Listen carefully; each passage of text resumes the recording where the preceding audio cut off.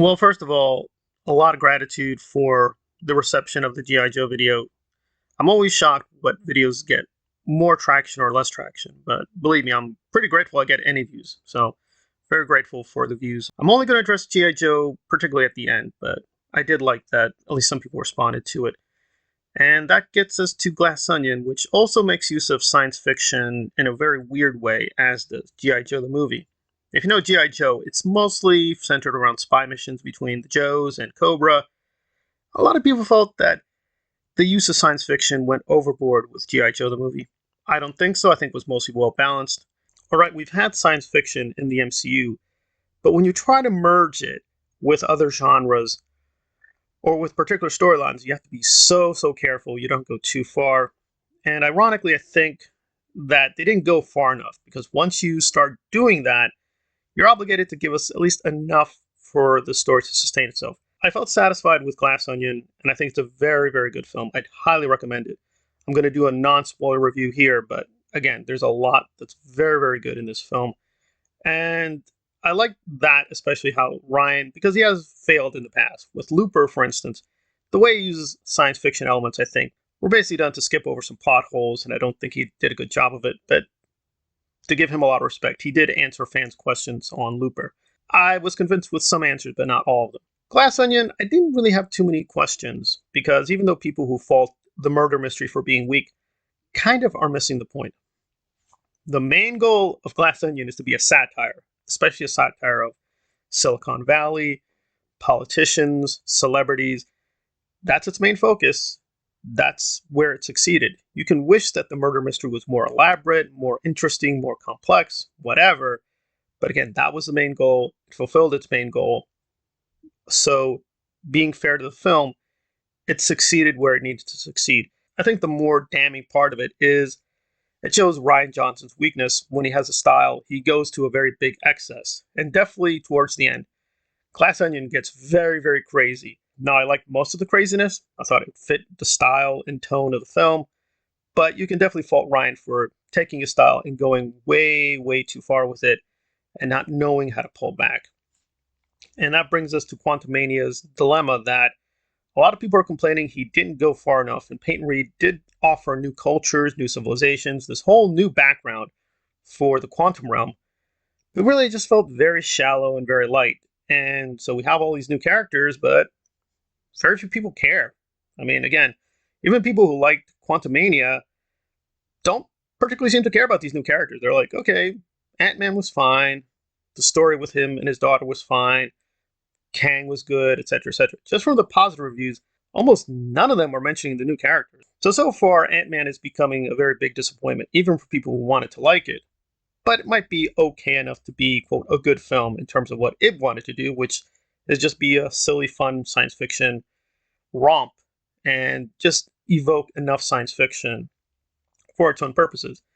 It's not to say it's a complete failure, because for once, the ants and the way Ant-Man earns his title is actually used in the film, which is kind of interesting because really the ants don't really matter to this mythology, which is kind of bizarre.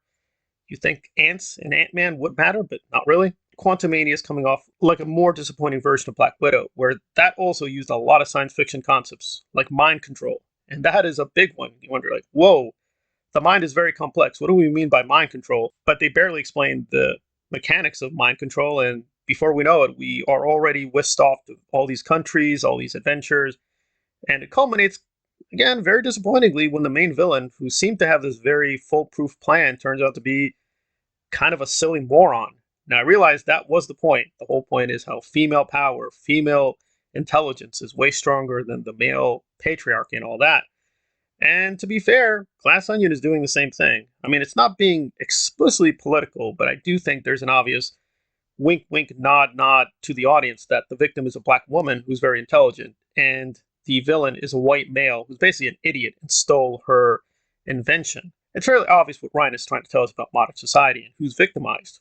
Nevertheless, I never felt that Glass Onion was being preachy, whereas Quantumania is literally talking about socialism, and Black Widow is pretty explicit about its feminism, and that's fine. You can pick a theme or a tone, but it just didn't communicate the message all that well. I mean, what exactly are we supposed to think about socialism or feminism? I think the message is pretty clear, but the way it's communicated could have been a lot more clear given the resources they had, because Glass Onion was only disappointing in two respects. One, the cinematography, especially for Rian Johnson, was not as strong as I expected.